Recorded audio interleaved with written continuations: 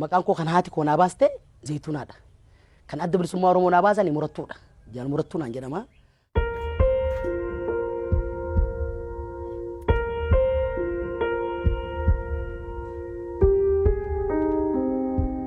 Jaa xiqqimtiidhaa keessatti waraanni guddaan duratti ta'e aanaa qarsaa irratti kan jedhamu dangaggoo irratti bakka lola cimaatu nuti deemee innaa sani nama anuu daa'ima faal kan jedhani qawwee baay'ee dheeraa naa olii natti laatanii turanii faal kun humna kooti olii yoon baddadhuusi yoon deemuusi na kuffisaa ture.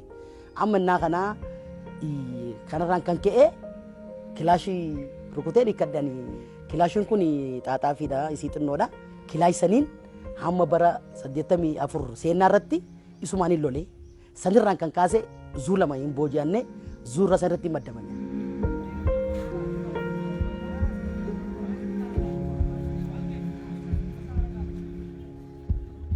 Ani kan koo qawwee guddaadha. Masaaraa yaazuu yaasoosidha.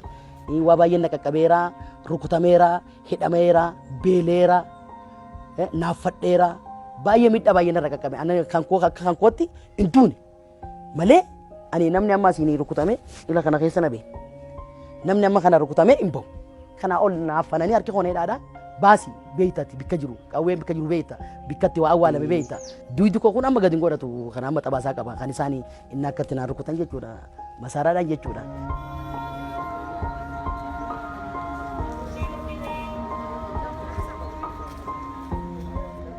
Gaafa lolli ka'ee isiidhaan lola kaasa kan na jedhu na hidhu hamma abiyyi lafa hin qabatinitti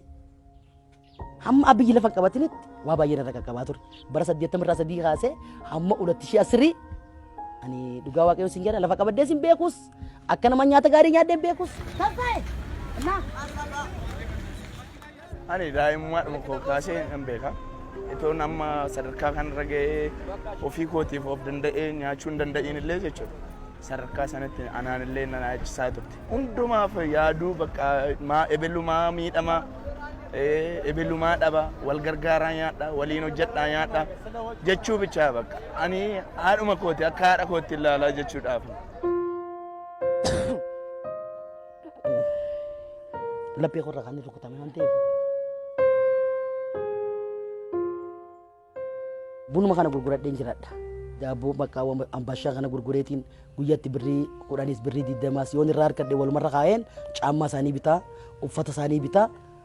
Amma jireenyi koo baay'ee gaduma aanaadha. Qoymee dubartii kan ofitti qabna naan jennani namni. Ammaatti illee Oromoon koo sabni koo akkasiin tuqamtuun barbaadu bukkeen dhaabbaddaa rakkinaanis beelaanis dhukkubsatte taanaan ammaa sanaan ani duubatti hin deebine kaayaan koo ammas akkasuma jirutti akkasumatti jira.